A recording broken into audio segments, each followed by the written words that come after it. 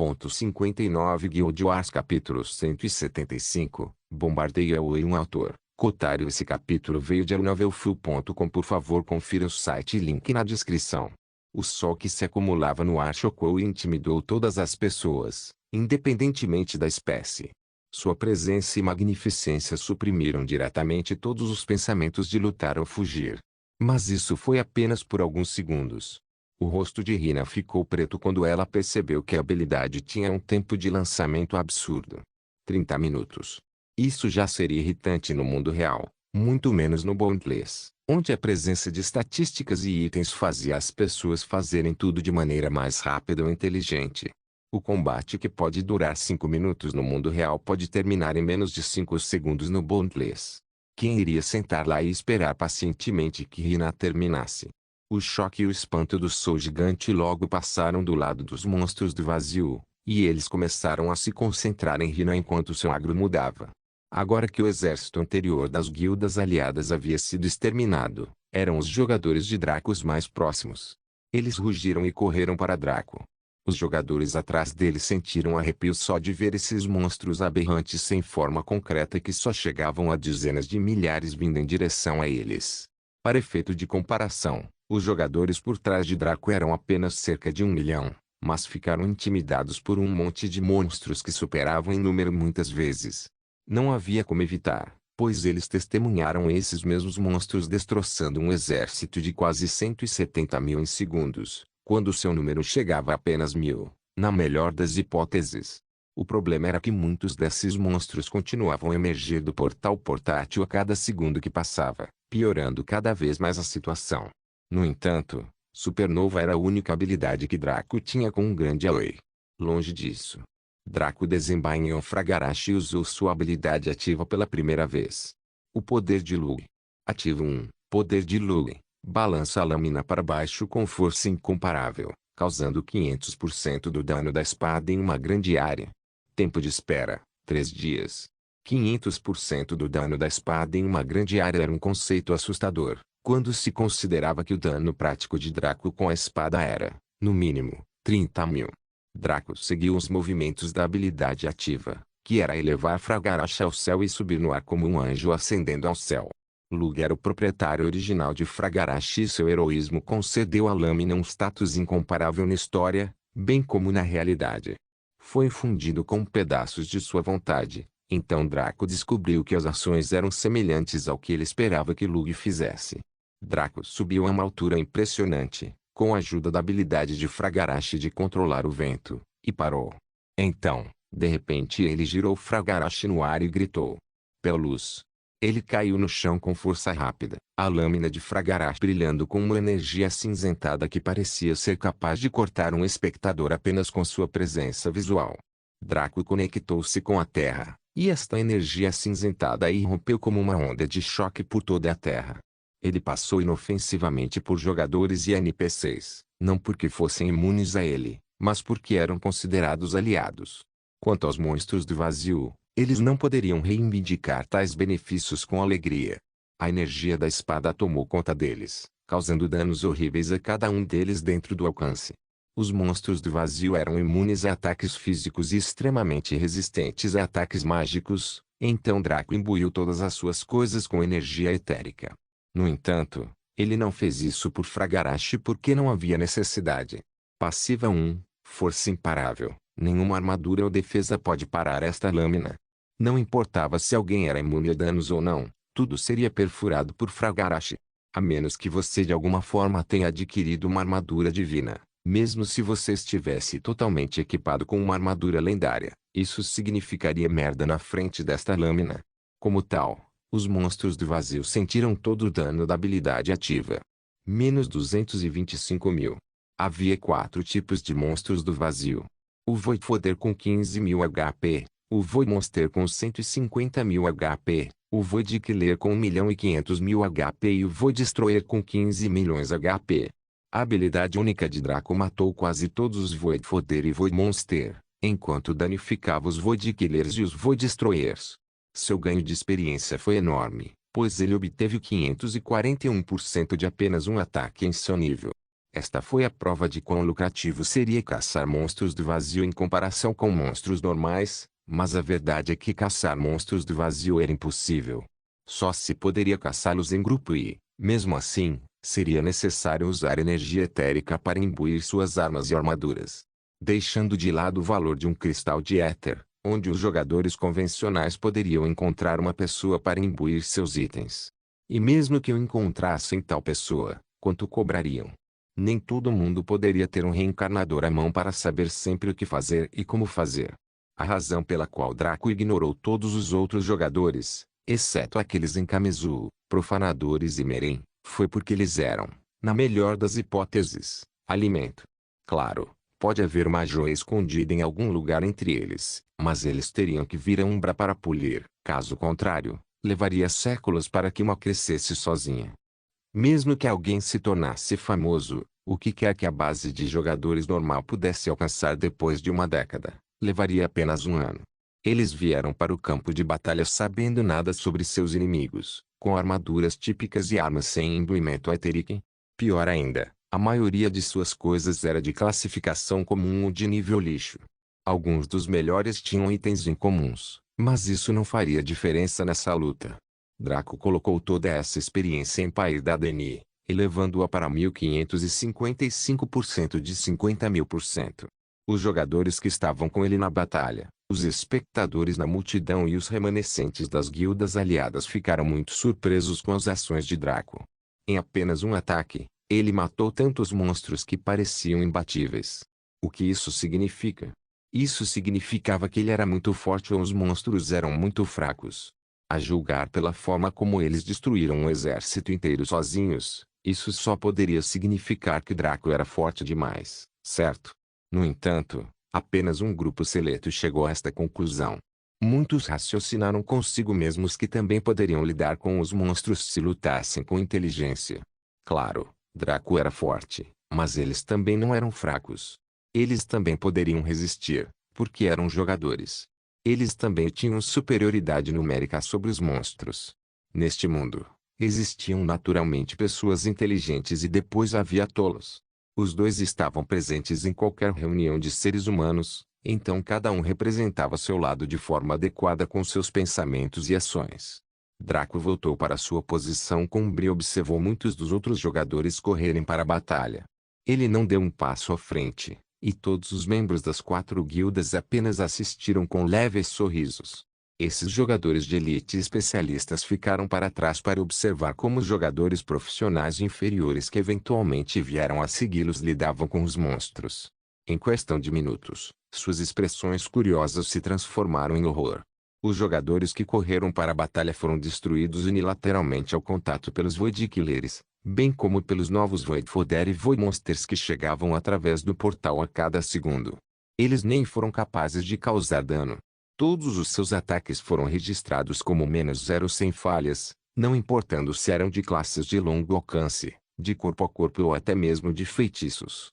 Suas habilidades também se agacharam, tornando a situação muito tensa.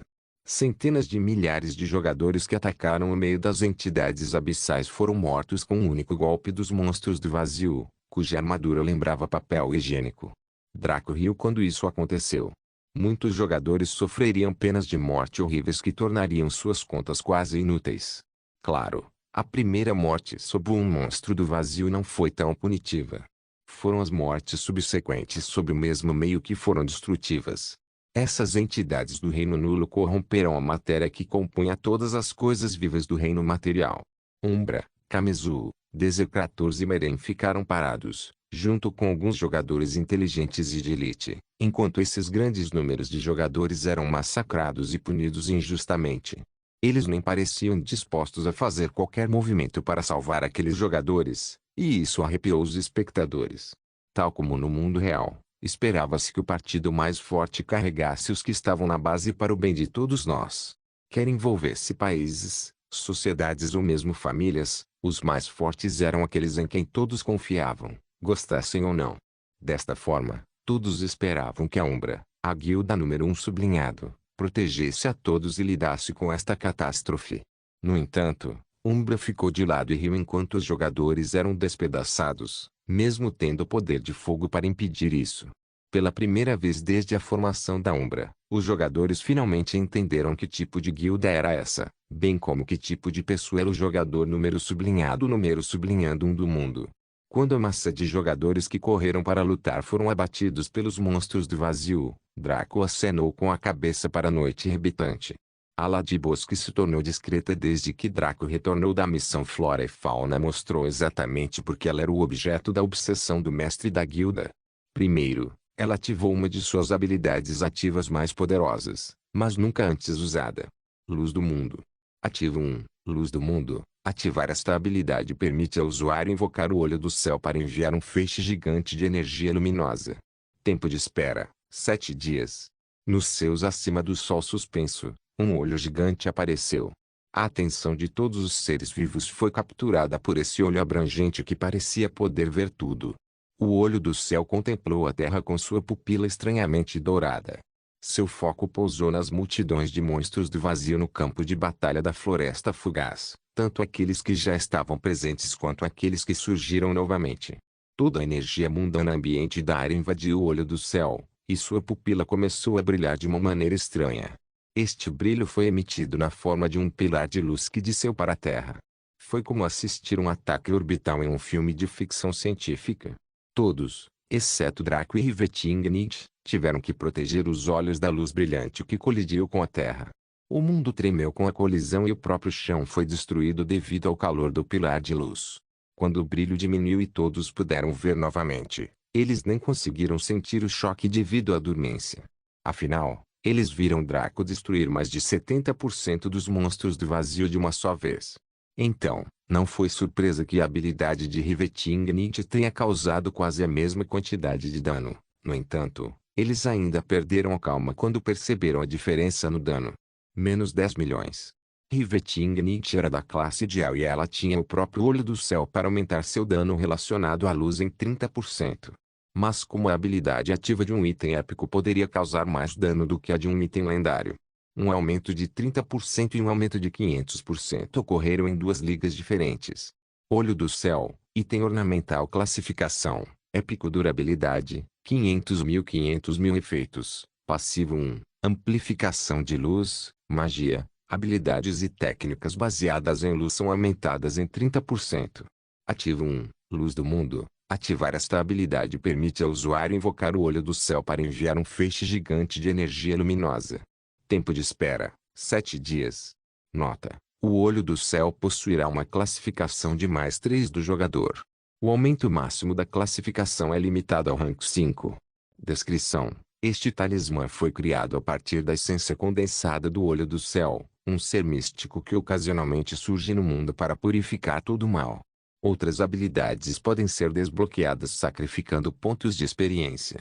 1550% dos 30.000% necessários para atualizar para a classificação lendária. No entanto, o Olho do Céu que foi convocado funcionou de forma semelhante ao antigo colar de Guinevere, no sentido de que a habilidade ativa se beneficiou de uma classificação aumentada. Relativamente. A habilidade ativa era assustadoramente dominada e parecida com uma trapaça quando os jogadores estavam no rank 1. Para evitar que fosse ridícula, ela foi limitada a ser incapaz de ultrapassar o rank 5. No entanto, uma vez que Rivetingnit alcançou o rank 7. E daí? Este era o problema com a maioria dos itens épicos.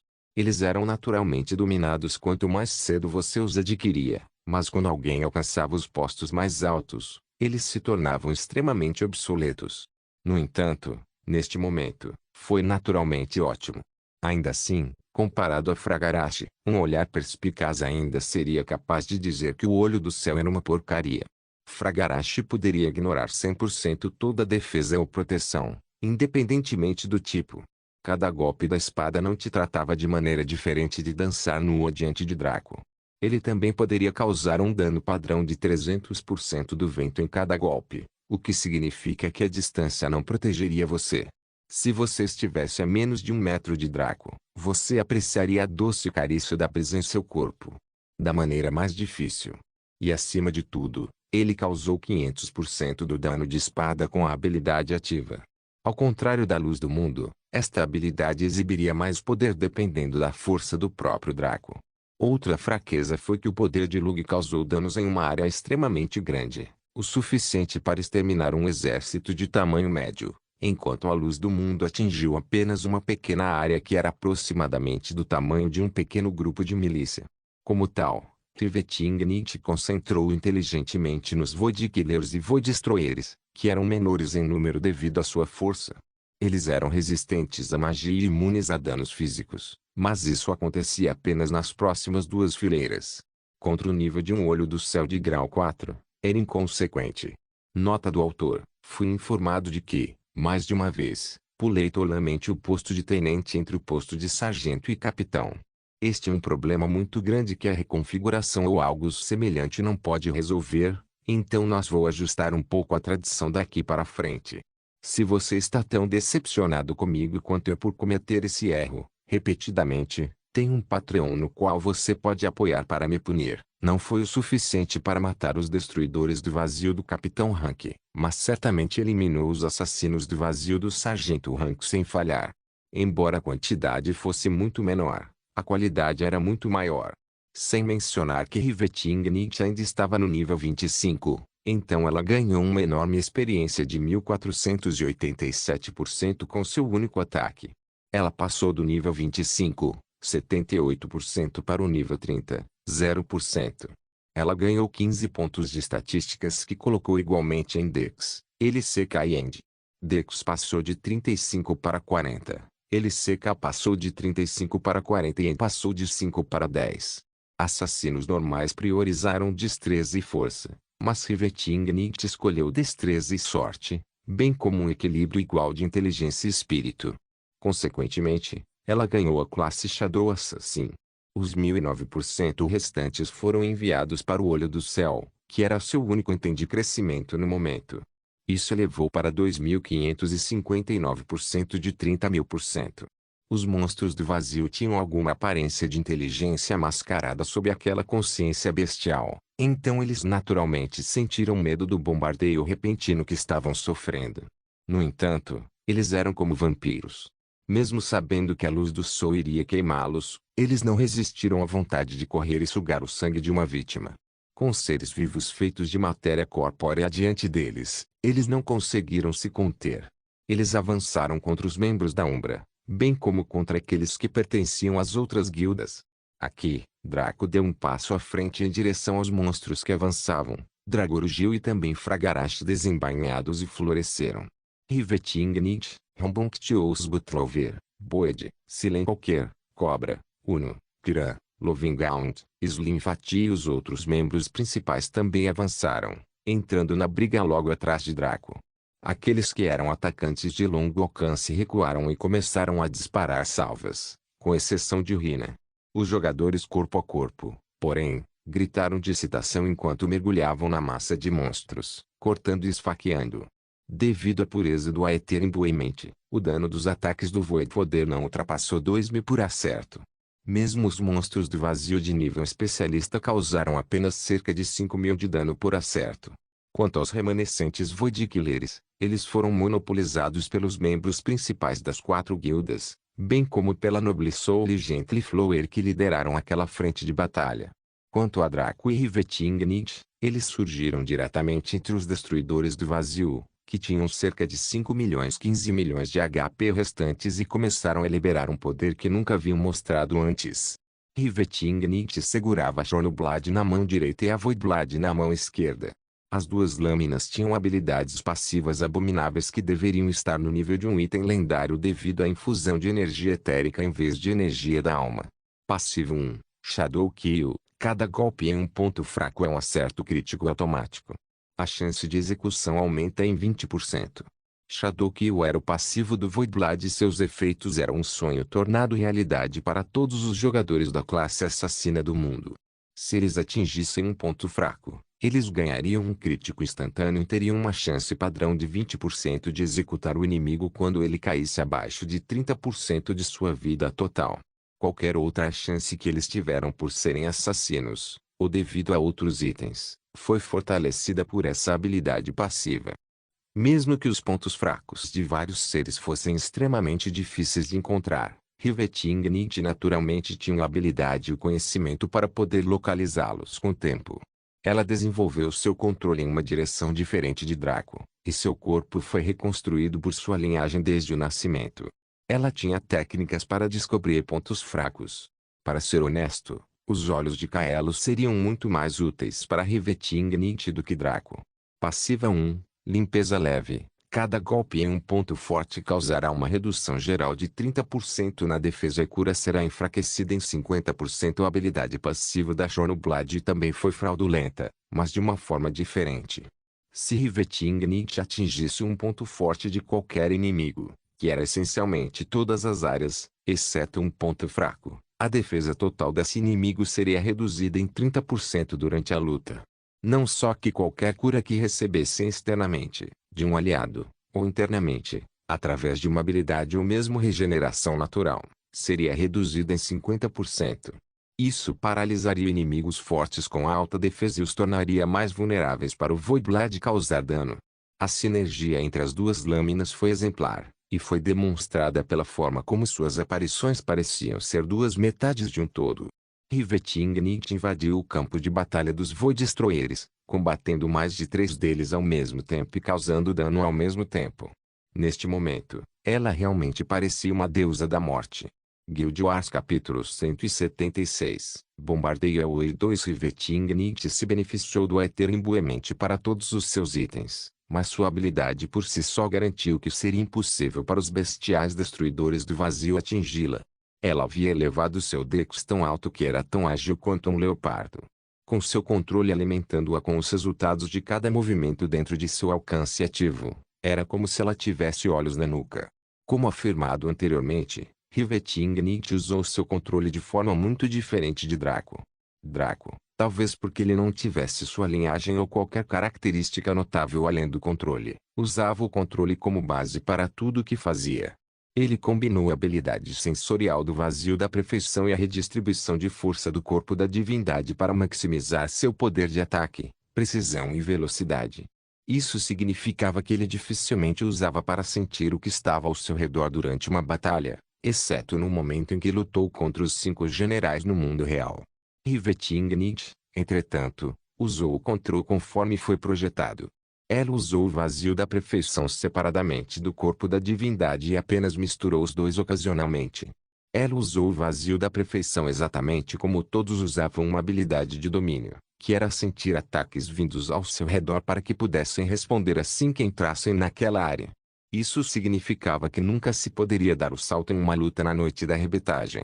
Ela usou o corpo de divindade para manipular seu corpo de maneira que lhe permitisse estar na melhor posição em todos os momentos. Como assim? Por exemplo, se ela sentisse que 2 destruidores do vazio a estavam atacando em um movimento de pinça da esquerda e da direita ao mesmo tempo, ela torceria seu corpo em 2 direções diferentes com o controle muscular do corpo da divindade, e então usaria essa abertura para causar grandes danos aos monstros atacantes. Riveting também tinha suas próprias técnicas, mas a maioria delas poderia ser categorizada no tipo de movimento.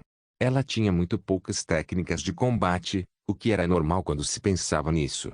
Um assassino não foi feito para combate frontal, mas para ataques furtivos. Seria melhor para o duo maligno se unir e lutar juntos como fizeram no calabouço dos destroços subaquáticos, mas eles não pareciam querer. O problema era que se eles lutassem juntos, reuniria muitos destruidores do vazio em um só lugar e as coisas poderiam ficar desfavoráveis para os dois.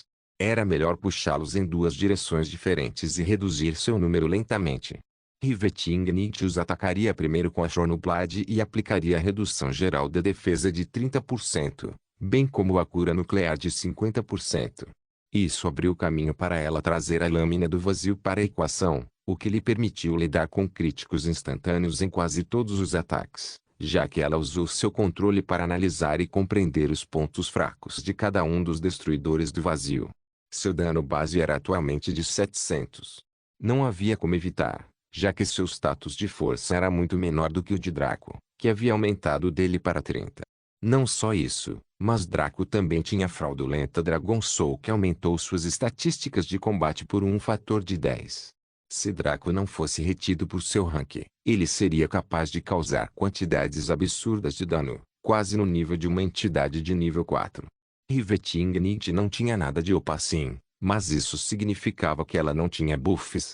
Anel Abissal, item ornamental classificação, lendário durabilidade, 1.000.000 efeitos, passivo 1, King of Noct. Todos os atributos são aumentados em 70% durante a noite em uma área sem luz. Cada ataque que atinge o usuário tem 30% de chance de errar, apesar de sua precisão.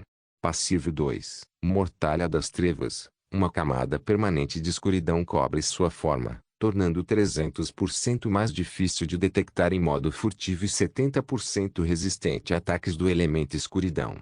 Ativo 1, Puxão Abissal. Abre um buraco de minhoca até o abismo que engole todos os inimigos ao alcance. Tempo de espera, 1 dia. Nota: o alcance máximo de sucção é de 300 metros no Rancon. Nota: as metas máximas de sucção são 100 no Rancon. Outras habilidades só podem ser desbloqueadas ao atingir um nível de classe superior. O Anel Abissal teve os melhores efeitos para um assassino que Riveting e Draco já tinham visto. A primeira passiva aumentou seus atributos em quase o dobro do valor se não houvesse luz na área. Como já era de manhã, Riveting não pôde aproveitar esse benefício. No entanto, o outro benefício desta passiva era que cada ataque que realmente se conectasse com ela tinha 30% de chance de errar. Isso foi uma bênção para arrepiar, porque significava aproximadamente que cada golpe que você fizesse contra ela tinha um 3 de chance de errar. Se alguém acrescentasse sua evasão e habilidade naturais, isso significava que teria mais sorte em acertar Draco do que em Riveting. A segunda passiva proporcionou-lhe imensos benefícios se ela participasse de atividades furtivas, e até lhe deu uma resistência absurda aos ataques do elemento escuridão. Quanto à habilidade ativa, ela desempenharia um papel em breve. Ainda não era hora de usá-lo, devido ao seu longo tempo de espera.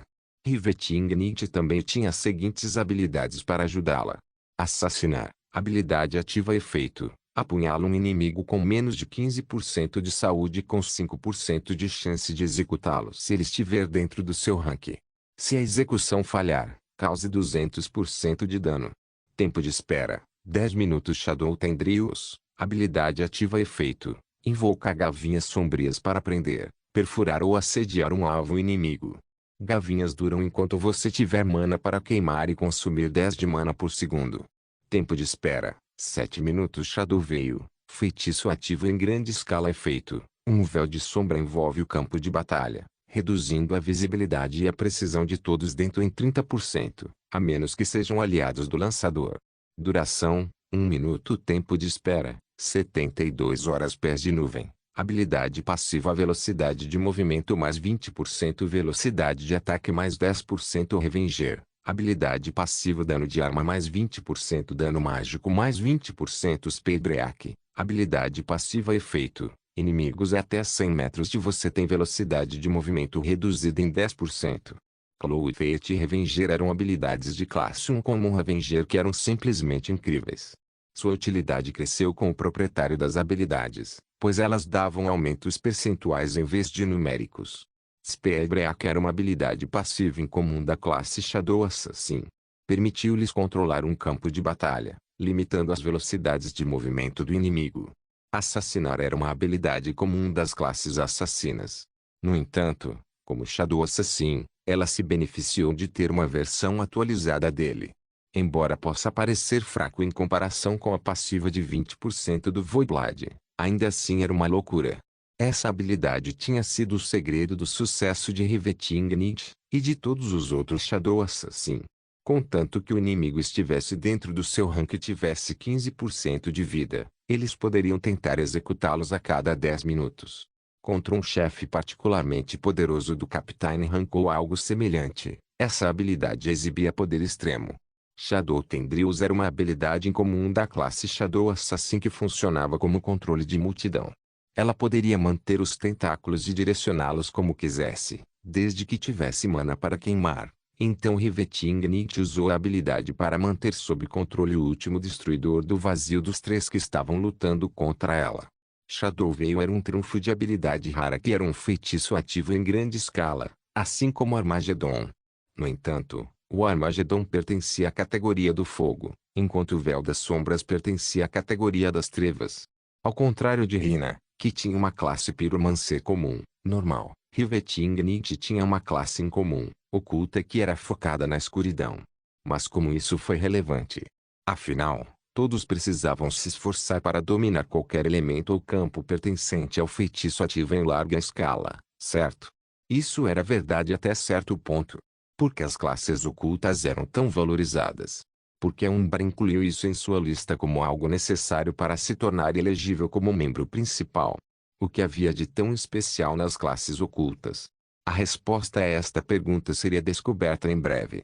Rivetingnicht estava guardando esse feitiço ativo em grande escala para um momento oportuno, assim como Draco estava guardando o Armagedon para mais tarde. Menos 1092.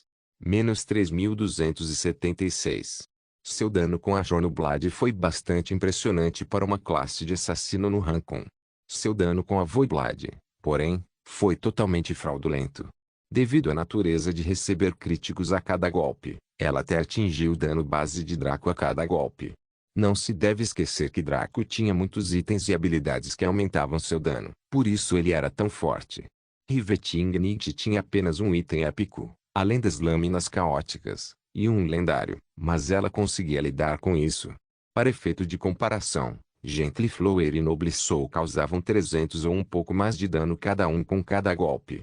Os outros membros da Umbra estavam ainda abaixo disso, apesar de seu poder e habilidade. Não que eles fossem fracos, mas seus inimigos eram muito fortes e suas acumulações não eram tão potentes. Os membros principais da Umbra, entretanto, causaram quantidades surpreendentes de dano que facilmente ultrapassaram Gently Flower e Noble Soul. Afinal, eles tinham itens épicos que Draco e Rivetingnicht distribuíram generosamente. Como tal, todos estavam fazendo grandes progressos em suas frentes de batalha. As 4 guildas naturalmente estabeleceram grupos com uma distribuição ideal de classes, para que todos pudessem desfrutar de uma saudável partilha de experiência.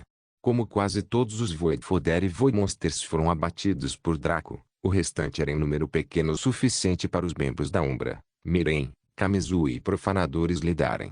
Eles ganharam níveis enquanto lutavam, já que o ganho de experiência para monstros do vazio mortos era muito grande. Mesmo estando em grupos, cada um deles ganhou quase 25% de experiência por morte de um monstro Voidfodder. Eles também tinham níveis mais baixos do que esses monstros, pairando por volta do início dos anos 20. Eles sofreram com a supressão de nível, mas suas habilidades e sinergia compensaram essa fraqueza. Combatendo os monstros do vazio de nível especialista, que tinham 150.000 HP, estavam os membros avançados e especialistas das 4 guildas. Eles se uniram e lidaram com cada monstro individualmente, eliminando-os de forma lenta, mas profissional. Os membros do Umbra assumiram especialmente a liderança, pois foram treinados pela Rivetingnicht. Tornou-se um acordo tácito entre as 4 guildas de que elas ouviriam as instruções dos membros da Umbra. Os membros do Umbra também mostraram sua coragem liderando habilmente seus próprios grupos, bem como os membros de suas guildas parceiras, para ter sucesso em cada batalha. Claro, nem tudo era rosado e pêssego. Algumas pessoas foram prejudicadas em uma polegada de suas vidas, seja devido a uma química áspera ou a um erro descuidado, e os curandeiros de seus grupos seriam forçados a desperdiçar mana precioso curando-os. Felizmente, com a forma como eles se dividiram cuidadosamente e perseguiram alvos em seus níveis relativos de habilidade, nenhum membro deles morreu neste confronto. Ainda, o fato de o número de monstros que eles tiveram que enfrentar no seu nível ser muito menor também ajudou. Quanto aos membros principais das 4 guildas, assim como Gently Flower e Noble Soul, eles foram completamente pressionados pelo sargento classificado como Void Killers, que tinha 1.500.000 HP. Felizmente, uma grande quantidade deles foi removida pela Rivetingnicht, mas isso não significava que os monstros sobreviventes, e que chegavam, fossem fáceis de lidar. A única coisa que os salvou de serem eliminados foi a cura especializada de Warmspring e Sublime Notion. Os 2 curandeiros eram verdadeiros modelos da classe de cura, Warmspring graças aos ensinamentos de Rivetingnicht, lições que ela teve com base em seu conhecimento da futura Sublime Notion, e Sublime Notion porque, bem, ela era a futura Sublime Notion.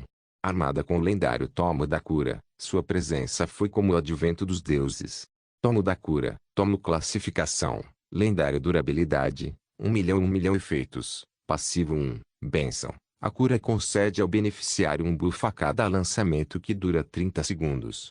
Passivo 2, dissipar. A cura remove todas as sequelas, status negativo ou doença, independentemente da origem. Ativo 1, curar a terra. Execute um feitiço de cura definitivo que cura todas as doenças de todos os tipos para grupos aliados e neutros dentro de uma zona de área. Isso inclui objetos inanimados. Tempo de espera, 3 meses. A quantidade de cura não aumentou de forma alguma, mas a qualidade dela foi absolutamente incrível. A primeira passiva permitiu que ela concedesse um buff a cada cura que fizesse.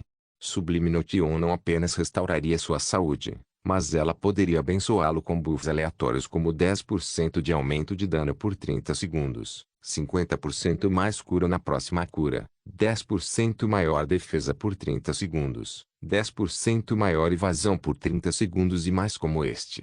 Esses buffs sempre duravam exatamente 30 segundos, então se Sublime Notion lançasse outra cura, eles ganhariam um buff adicional por esse período de tempo.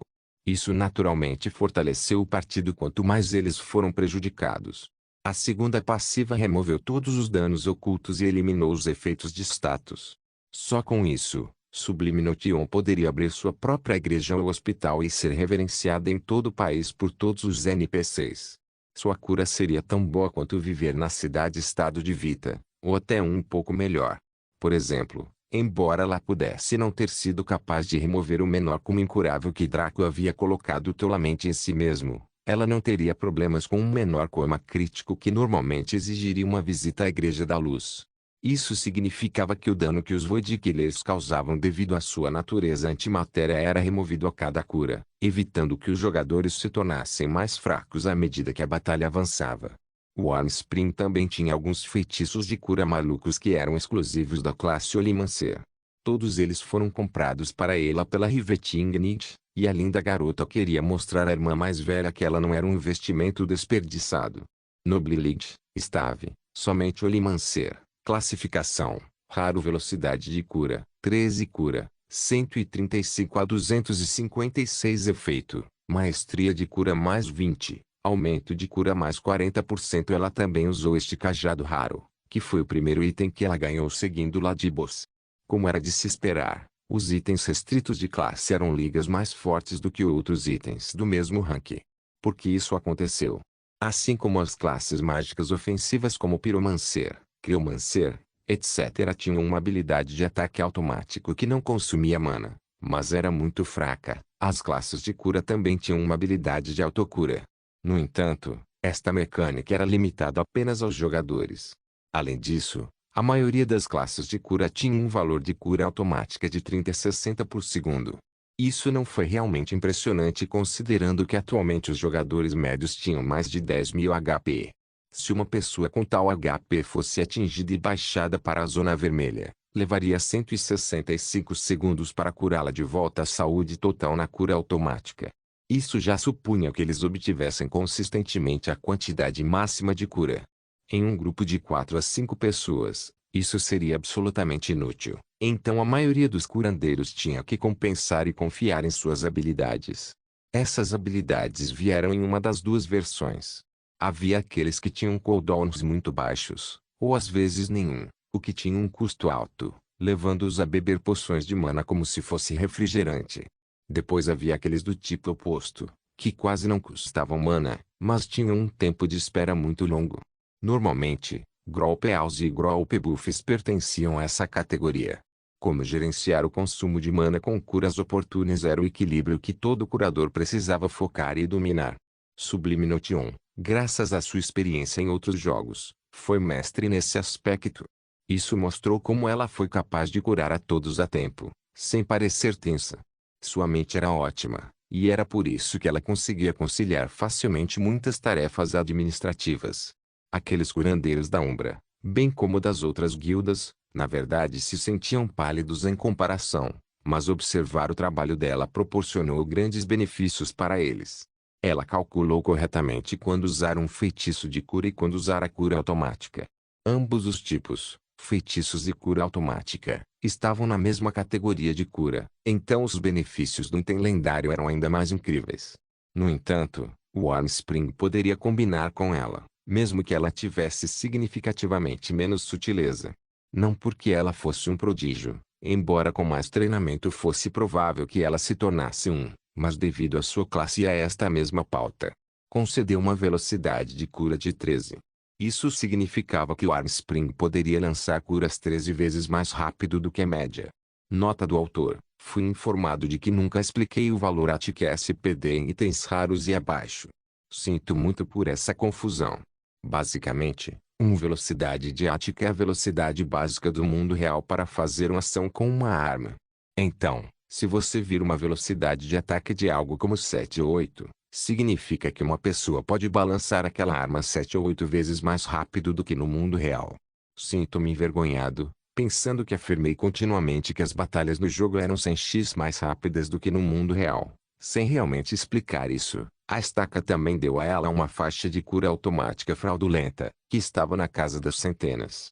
Se um curandeiro típico precisasse de 165 segundos para restaurar a saúde de um jogador médio, o Wyrmspring só precisava de 40 segundos para fazer o mesmo. Depois, houve o efeito do cajado que aumentou sua cura em 40%. Este foi o verdadeiro benefício do cajado que o tornou maior do que qualquer outra arma rara para a cura devido à sua natureza de classe bloqueada. Tanto as curas automáticas quanto as curas baseadas em habilidades de Wyrmspring foram 40% mais fortes, o que significa mais cura realizada pelo mesmo custo de mana. Se Sublime Notion era quem impedia os jogadores de serem enfraquecidos, então o Wyrmspring era quem os mantinha vivos. O mais surpreendente foi que, quando os dois sincronizaram suas curas, eles trabalharam em conjunto, em vez de um sobre o outro. Isso os ajudou a conservar mana e aumentou muito sua eficiência. Rambunctious Butlover continuamente buffou o grupo com seu alaúde, enquanto ele usava sua habilidade rara que drenava toda a sua resistência e era um lançamento contínuo que o deixava vulnerável, mas os efeitos foram ótimos. Anúncio de área local da missão de emergência. O jogador Rambunctious Butlover aumentou o moral de seus aliados através da música. O inimigo é intimidado por seu poder lírico. Todos os jogadores, ataque mais 50%, defesa mais 70%, velocidade mais 20%. Todos os inimigos, ataque menos 50%, defesa menos 70%, velocidade menos 20%. Isso foi como dar asas a um tigre. Guild Wars capítulo 177. Bombardeio AoE 3. O número de monstros do vazio mortos pelos membros das 4 guildas ultrapassou as centenas após 5 minutos de intenso combate ininterrupto, e os membros estavam se beneficiando muito com isso. Até mesmo os membros básicos de cada uma das 4 guildas alcançaram o nível 25. Enquanto isso, aqueles dos escalões mais altos estavam se aproximando do nível de Draco e Rivetingid.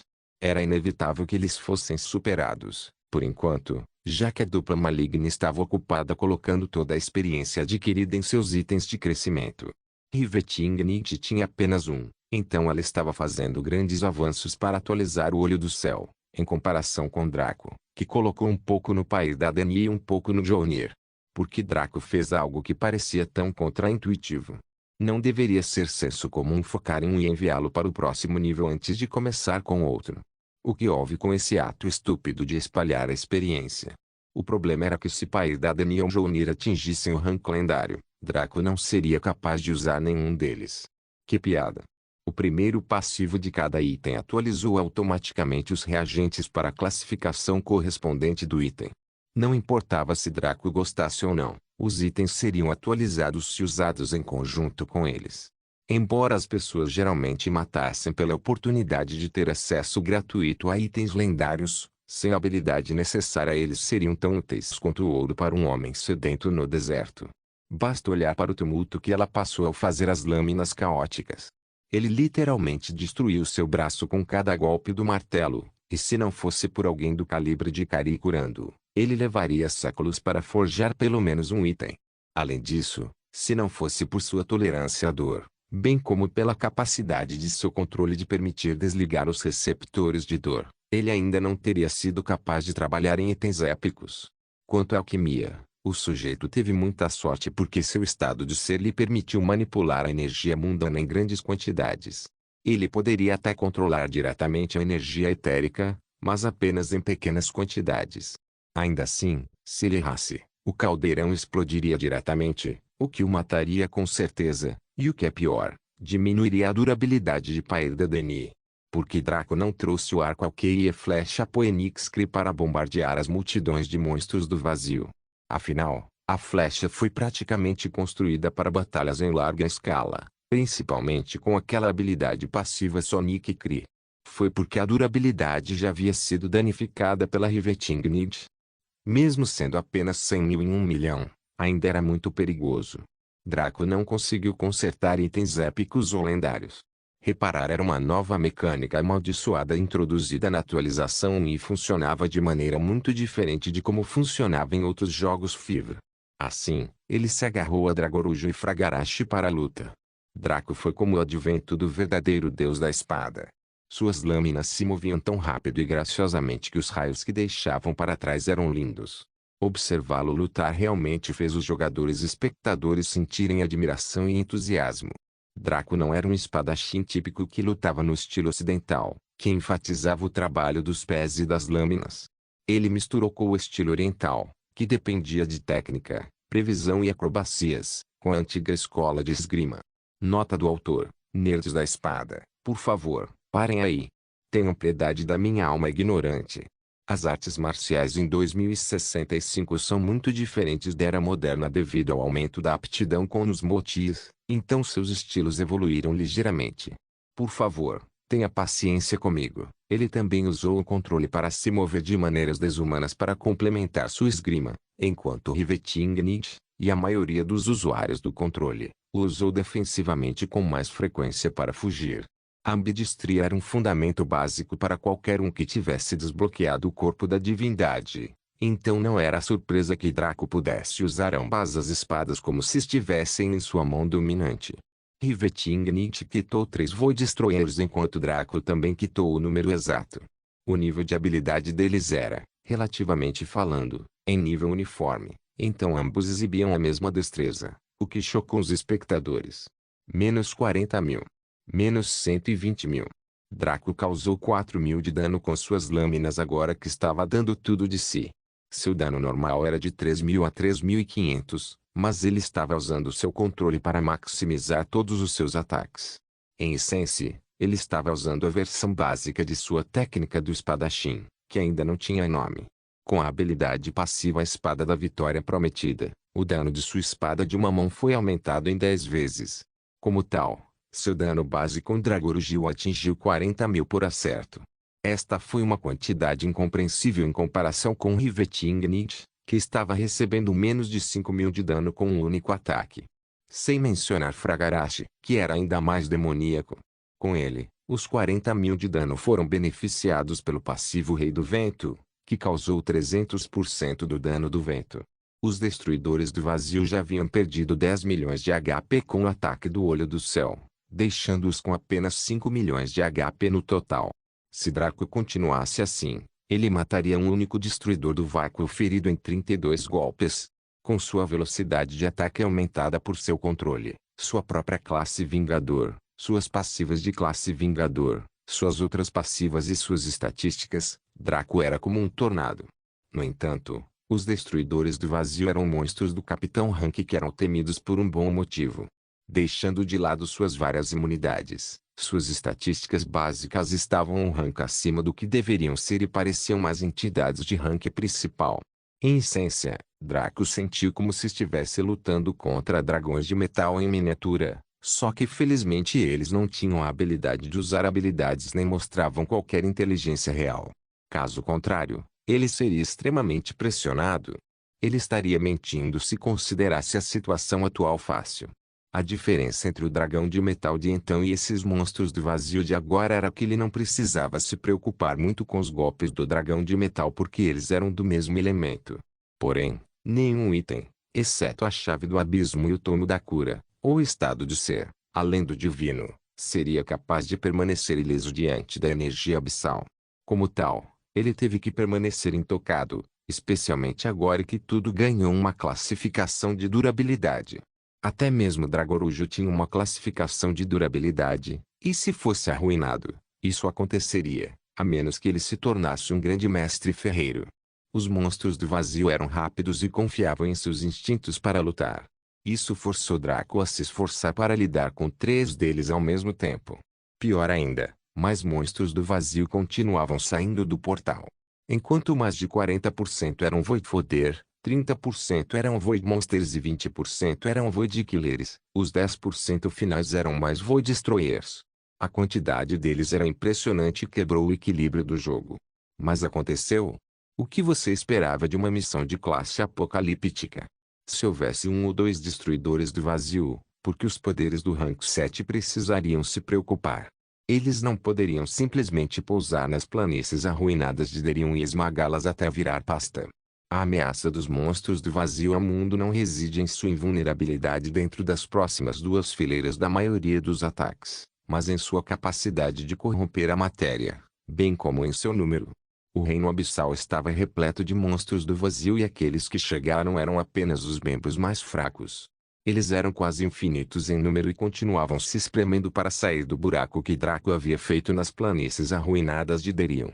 Os novos destruidores do vazio foram quase unilateralmente para Draco porque ele representava a maior ameaça. Rivetingnicht estava gerenciando sua frente de batalha muito bem, mas seu dano estava dentro do razoável. Ela levaria alguns minutos para matar um destruidor do vazio, ao contrário de Draco, que já estava prestes a matar um. Habilidade de espada 265, Lotus. Draco moveu ambas as espadas em um padrão complexo e rápido, maximizando sua velocidade em uma fração de segundo enquanto dava dezenas de golpes de ângulos absurdos que pareciam sem sentido. No entanto, quando o vento forte devido à força de seus movimentos rápidos diminuiu, pode-se ver a forma de um lindo lótus esculpido no corpo do destruidor do vazio que estava à beira da morte. Seus olhos se arregalaram, incapazes de entender o que aconteceu, mesmo quando ele se transformou em Pichels e desapareceu. Draco ofegou levemente, pois havia consumido muita energia com isso. Suas habilidades com espada acima de 200 eram extremamente intensas no corpo, pois foram criadas quando ele estava nos postos mais altos, com mais poder e mais resistência. Ele poderia realizá-los agora por causa de seu corpo reconstruído e sua herança do demônio com chifres, que lhe dava resistência desumana, tanto na cama quanto fora da cama, mas também parcialmente devido à sua herança do deus serpente. Draco recebeu uma experiência impressionante de 3.645% ao matar um destruidor do vazio, que tinha basicamente 36 níveis. Por que foi tão alto? Em primeiro lugar, ele estava em um nível inferior. Ele causou tanto dano aos destruidores do vazio, apesar da supressão de nível, devido ao seu estado de ser, itens e sua habilidade. Em segundo lugar, os destruidores do vazio estavam no rank capitão, mas tinham o poder de fogo de um monstro enfraquecido do rank principal. Como sempre, a regra de ouro de maior esforço igual maior recompensa estava sendo mantida pelo sistema. Em terceiro lugar, este era um monstro-chefe inimigo que deveria ser caçado por um grupo de 100 homens no rank 1, nível 50 que eram pelo menos profissionais. Esses profissionais também teriam que estar totalmente equipados com todos os itens incomuns ou mais poderosos e sem falar que tudo teria que ser imbuído de Ether. Em quarto lugar, e mais importante, presumia-se que a experiência deste monstro fosse compartilhada por um grupo de centenas de pessoas. 3.645% distribuídos uniformemente por 100 pessoas representariam apenas 36,45% de experiência por pessoa. No entanto, nas mãos de um homem, naturalmente tornou-se extremamente insano. Esse era o problema com os reencarnadores. Na verdade, esse era o problema de qualquer pessoa talentosa. Eles podiam fazer coisas que iam além do esperado e monopolizar as recompensas destinadas a muitos como um único indivíduo. Draco colocou 1000% daquela doce experiência no Mjolnir, elevando-a para 3000% de 50.000%. Os 2.645% restantes foram enviados para Pair da Deni, elevando-o para 4.200% de 50.000%. Os destruidores do vazio restantes rugiram e aumentaram a intensidade de seus ataques contra ele, e seu número aumentado realmente o fez começar a suar. Rivetingnicht estava amarrada em uma batalha estável, então ela não poderia ajudá-lo. No entanto, esta era a noite Riveting da qual estávamos falando. Essa mulher era habilidosa, Linda é muito mortal em todos os momentos, mas quando alguém mexia com Draco, ela voltava ao seu estado yandere natural. Como você ousa? Ela gritou loucamente, quando um vórtice apareceu na área diante de seus olhos. Seu olho abissal compartilhava o mesmo nome dos monstros, mas eram duas coisas diferentes. O abismo, em Bondless, era um lugar de nihilidade e antimatéria. O abismo, na linhagem de Riveting, era essencialmente uma escuridão sem fim, o tipo de lugar que alguém imaginava quando pensava em um abismo. Izanagi. Um buraco de minhoca apareceu na área ao redor dos destruidores do vazio que estavam atacando Draco. Sua sucção geralmente era fraca quando Riveting a usava antes, mas agora que sua linhagem havia melhorado, ela exercia uma força muito maior. Essa interrupção forçou os destruidores do vácuo a ficarem parados e concentrarem seu poder em permanecer parados, ao invés de atrapalhar Draco. Isso permitiu que ele lidasse com os outros dois que tinham menos de 5 milhões de saúde restantes, seus ataques aproximando-os rapidamente da morte. No entanto, eram os Void Destroyers que Riveting estava lutando contra adereços em um palco. Eles naturalmente aproveitaram essa abertura que ela criou para realmente acertá-la, e Riveting tossiu sangue. A maioria de seus ataques continuava aparecendo como senhorita, devido à sua alta taxa de evasão como assassina e o anel abissal. No entanto, os poucos que pousaram realmente a levaram ao limite. Ela teve que simultaneamente lançar uma barreira de luz ao seu redor enquanto mantinha Izanagi, e isso engoliu a energia de sua linhagem e se concentrou tão rapidamente como água escorrendo pelo ralo. Uma pureza de linhagem de 90% era incomparável aos seus antigos 80%. Com seu treinamento extremo e grande habilidade em sua linhagem, ela foi capaz de utilizar esse impulso para aumentar sua destreza e, ao mesmo tempo, diminuir seu desperdício. Izanagi, que anteriormente consumia 250 BP, Bloodline Points, agora devorava apenas 200 BP por lançamento e drenava continuamente para uso contínuo. No entanto, usar a barreira de luz em cima disso naturalmente tornaria sua concentração estável, levando a um maior desperdício. Ela sofreu 7.000 de dano em cada golpe e o efeito da antimatéria fez com que suas células começassem a se degradar. Mesmo que ela tenha usado cura instantânea para recuperar 15.000 de seus 16.000 HP após 2 golpes, ela ainda foi para o vermelho logo depois de outros golpes. Eva, pare. Draco rugiu. Ele sabia que estava em uma situação difícil, mas preferia morrer primeiro do que deixar Riveting sofrer por sua causa. Primeiro de tudo, ele tinha maneiras de aliviar um pouco o perigo, então a reação dela foi um pouco irracional. Riveting estremeceu quando Draco gritou e sua loucura foi suprimida quando ela retirou Izanagi, usando Short Blink para criar uma pequena distância antes de tomar uma poção Angelus Kiss. Eles tinham menos de 10 deles restantes após a batalha com o Metal Dragon. Draco não tinha conseguido fazer mais devido às limitações de tempo. Ele inicialmente planejou fazê-lo após a atualização 1, mas Kyong que destruiu Paidadani em uma demonstração de domínio. Então, os dois quase lutaram em um ringue de luta livre falso antes de tudo mudar devido ao evento Abyss. Depois disso, ele estava ocupado com outras coisas e adiou porque havia subestimado francamente a ameaça da guerra de guildas quando manipulado por entidades de rank 7. A saúde e a energia da linhagem de Riveting foram restauradas ao máximo. Ela não pôde receber cura ou buffs de Rambunctious porque eles estavam longe daquele grupo, para evitar interferências. A mesma coisa aconteceu com Draco. Riveting respirou fundo e usou Void/Jonas lá juntos.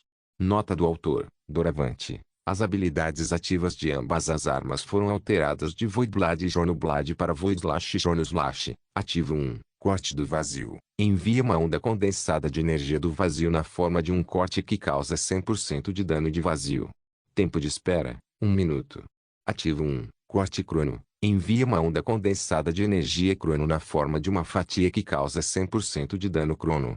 Tempo de espera, 1 minuto. Ela ainda não as tinha usado individualmente porque funcionavam melhor juntas e porque ela estava testando a utilidade das duas lâminas com seu estilo de luta. Eles funcionaram extremamente bem, e agora que ela tinha certeza que essas lâminas épicas eram perfeitas, ela poderia começar a desencadear o inferno sobre esses destruidores do vazio. Tivo e Jonas Lazen se uniram no ar para formar uma nova onda que era incolor e aparentemente sem forma. Todos os seres humanos na área estremeceram quando sentiram a energia do caos e seus genes começaram a se agitar. O destruidor do vazio que foi atingido pela onda do caos ficou chocado ao descobrir que metade de seu corpo havia se transformado em água.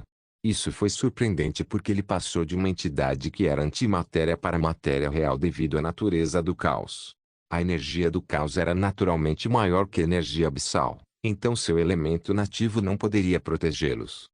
O destruidor do vazio gritou quando a metade antimatéria de seu corpo corroeu a metade agora transformada em matéria de seu corpo e vice-versa. 1000.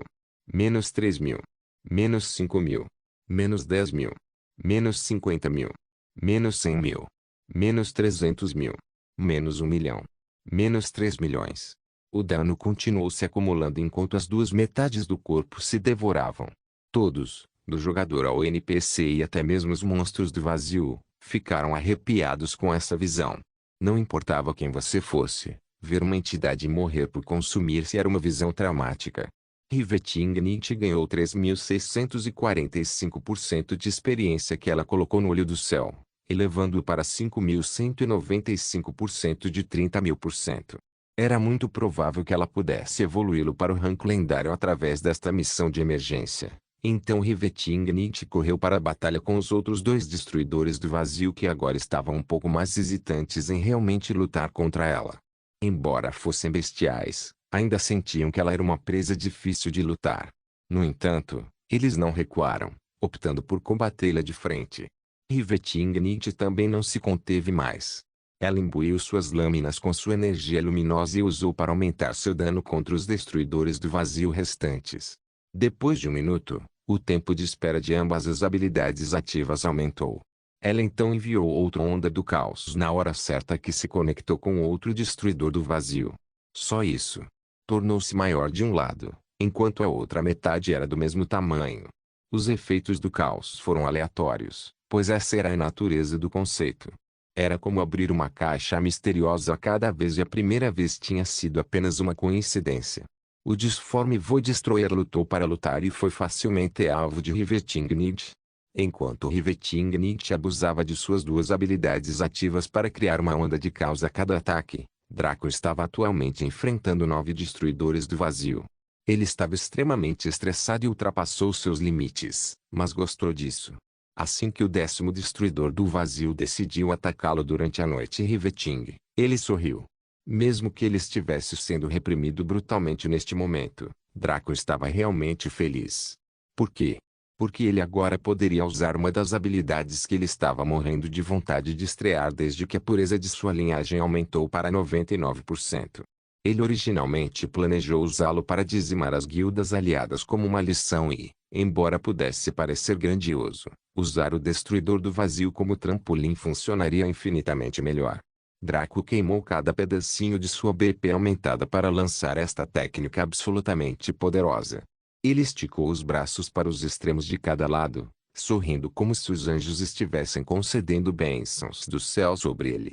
No entanto, esta cena sagrada foi arruinada por um portal negro gigante que apareceu acima de sua cabeça. Este portal era do tamanho de uma casa grande e o que havia além dele parecia impalpável. No entanto, todos os olhos saltaram das órbitas quando viram o que aconteceu. A cabeça de um dragão negro gigante emergiu lentamente do portal, seus olhos vermelhos brilhando de orgulho e superioridade. Ele chegou ao meio do pescoço e abriu bem as mandíbulas.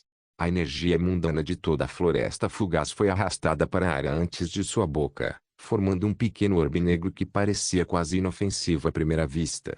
Quando o orbe da destruição foi disparado contra os destruidores do vazio, os jogadores do Boundless concordaram unanimemente que nunca seriam capazes de se igualar a Draco em suas vidas. Não se esqueça de deixar o link de se inscrever no canal. Caso queira contribuir de alguma forma com o canal, entre em contato comigo pelo Instagram do canal. O link do Instagram do canal estará na descrição do vídeo. Por favor, certifique-se de verificar meus outros vídeos. Tenho certeza que você vai gostar deles. Solem irmãos.